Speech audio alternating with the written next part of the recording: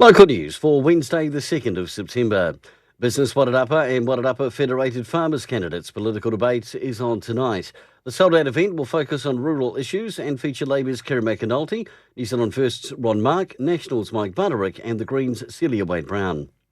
Paymark figures show weekly spending is up in the region. Weekly consumer spend 16 August increased from this time last year in Wairarapa. Carterton was up nearly 17%, Masterton just over 22% and South Wairarapa by nearly 29%. Ag recovery programs are continuing to be operated within the region, encouraging farmers to recycle, and the recycling of containers and safe disposal of unwanted agrochemicals, as well as drums and IBCs, can be made in Masterton, Martinborough and Featherston.